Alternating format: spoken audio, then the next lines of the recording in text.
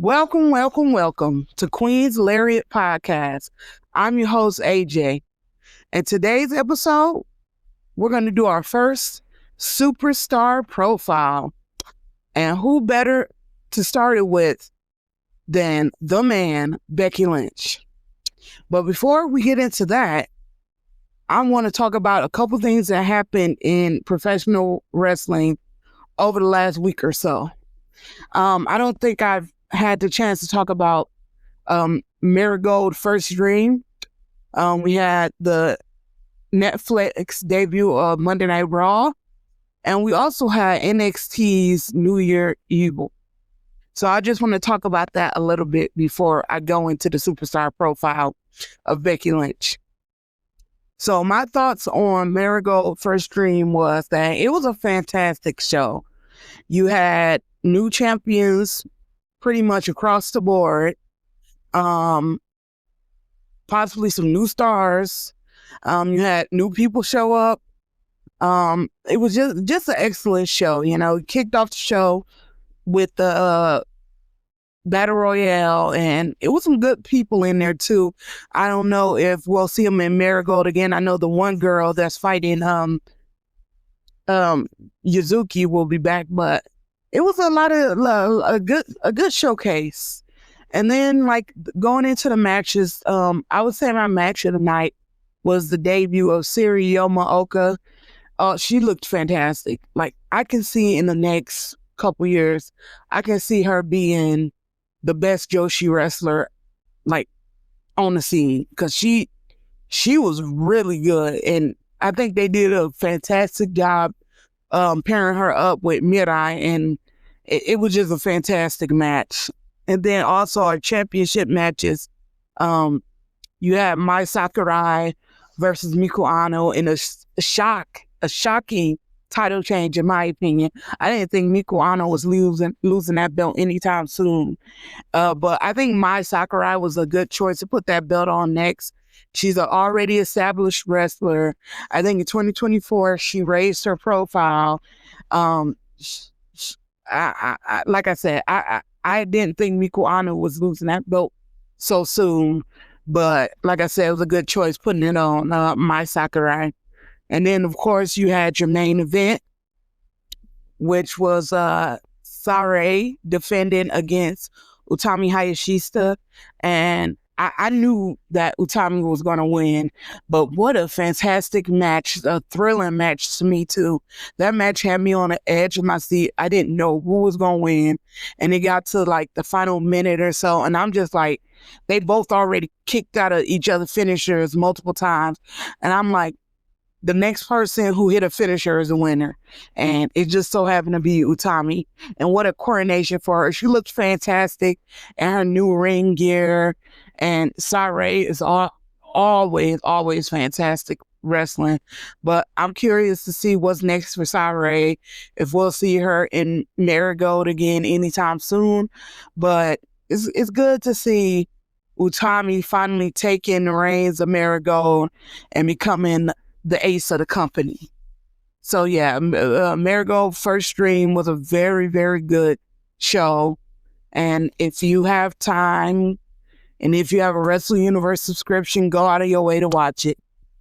And then the next thing I want to talk about is that Netflix debut of Monday Night Raw. First of all, the first thing I want to say is shout out to the LA fans for booing the ever-loving crap out of Hulk Hogan. Get that piece of garbage out of here. Hulk Hogan is probably one of my most hated wrestlers of all time. I don't have to go into why I can't stand that piece of garbage, that human porta potty, but I honestly think WWE need to move on from him. He's just one of the most horrific wrestlers. I can't stand Hulk Hogan, and I'm happy that the LA fans booed the ever-loving crap out of him. And then back to the women's side, though. I think it wasn't really much women's action going on there. You did have the title match, Liv versus Rhea, which I thought was a pretty good match. It was one of their better matches against each other. And Rhea looked good, Liv looked good, but of course, Rhea ended up taking her title back. And I'm just, for one, happy that I hope this feud is over, because I'm like a lot of fans, I'm just so tired of the Liv and Rhea feud and the Judgment Day stuff. And I'm ready for them to move on to it. So we'll see who Rhea's next opponent is and what's next for Liv. But like I said, it was a good match. And then you just had, for the most part, people in the audience and people backstage, but nothing else significant happened in the women's division for that Netflix Raw debut. And then you also had them kind of talking a little bit about the women's Intercontinental title finals against Dakota Kai and Lyra Valkyrie, which I like both wrestlers. I actually want both to win, so I'll be happy with whatever outcome. All right, so moving on, we had New Year's Evil from NXT. And first thing I want to say is congratulations to the beautiful Madness and one of my top 2 favorite wrestlers right now, Julia. Oh man, I am so excited for her reign as NXT Women's Champion, but I also know that this is just the beginning for her in WWE. This is step 1, and I'm so happy to see what she's going to do next. Also, I want to give appreciation to Roxanne Perez, who's had a heck of a title reign as NXT Women's Champion. I would rank it in my top 5 all time for NXT Women's Championship reigns. But I have no doubt that what's ever next for Roxanne, she is going to shine like the huge star she is.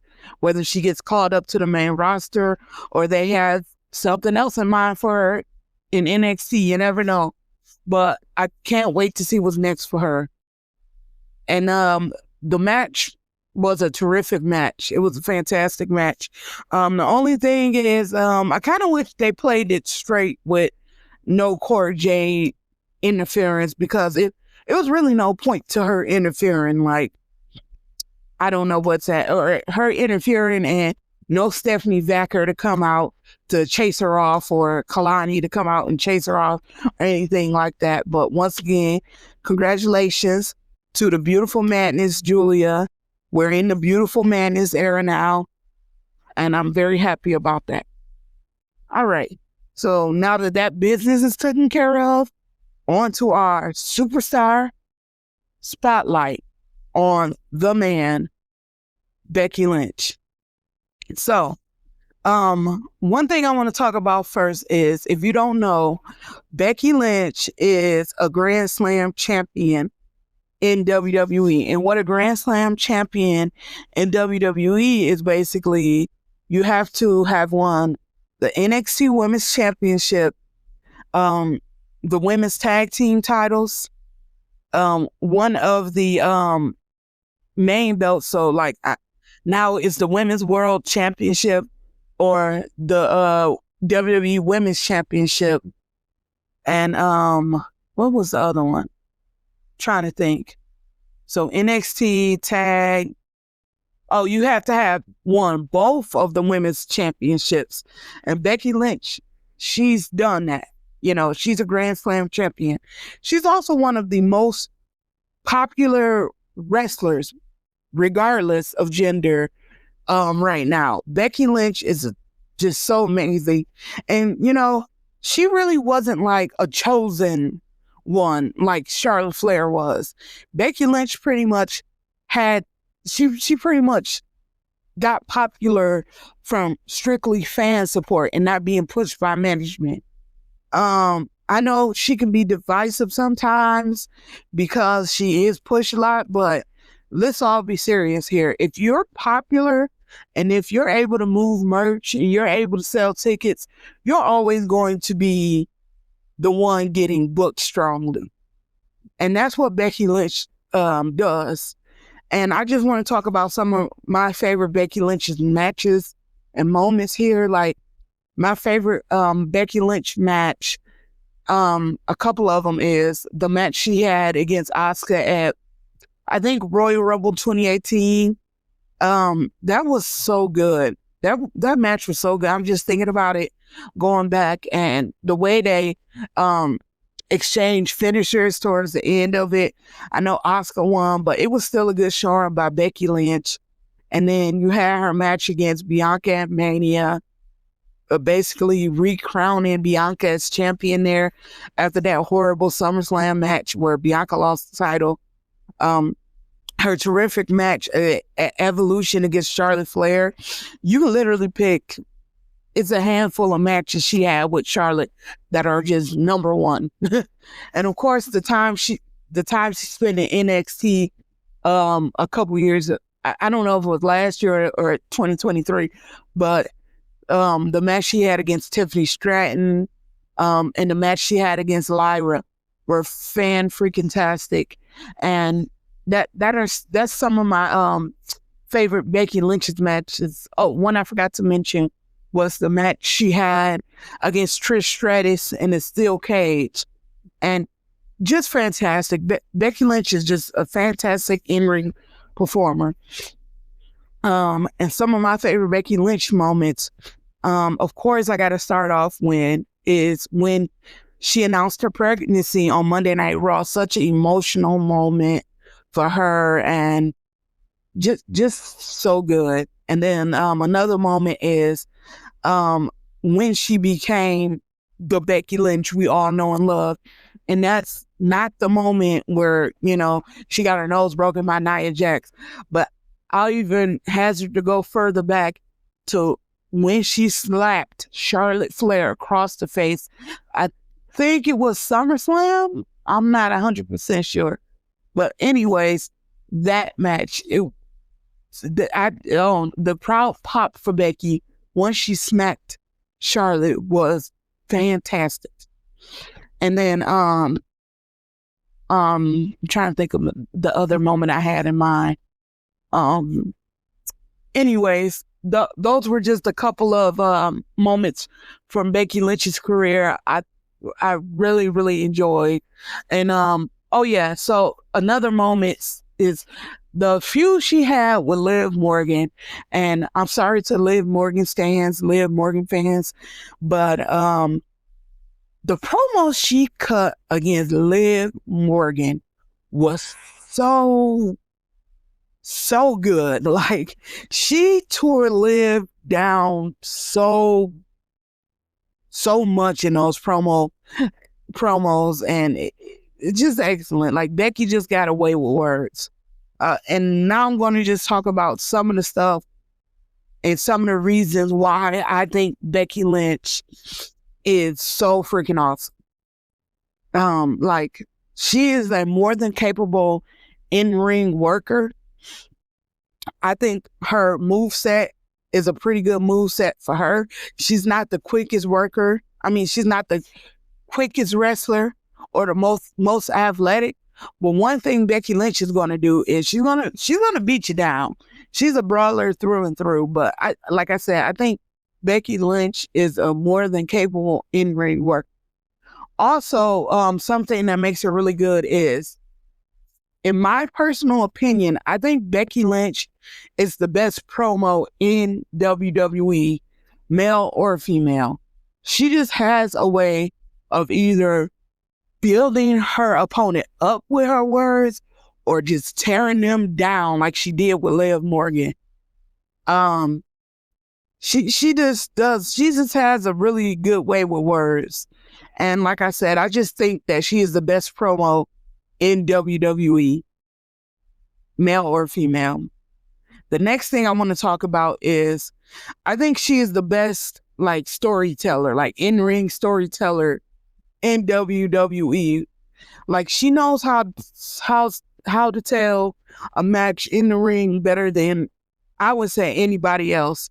Like, she whether it's her facial expressions or just it's just, Becky Lynch is just so good at telling the story. And then the last thing I want to say about Becky is the fact that she has that unique skill that a lot of wrestlers don't have. And that's being able to bring her opponent up to her level during a feud, like making her opponent feel so special by just being there and wrestling them. I don't know what it is, but Becky Lynch, she just has that ability. Like, most of Becky Lynch's matches are so entertaining to watch, and a lot of her feuds are so entertaining to watch just because of the way she's able to bring that opponent up and really put that opponent over. Now, it's up to WWE to, keep that going, but, Becky Lynch just does a fantastic job with that. But anyways, that was just some of my thoughts on Becky Lynch. And I think I want to keep this superstar profile series going with, other wrestlers, current, past, hey, maybe some future too, but just some thoughts on Becky. All I have to say is thank you for listening to this episode of Queen's Lariat Podcast. You can follow me on YouTube. You can listen to the podcast on Spotify, YouTube. Follow me on Twitter. I have a blue sky. And thank you for listening and have a wonderful day. See ya.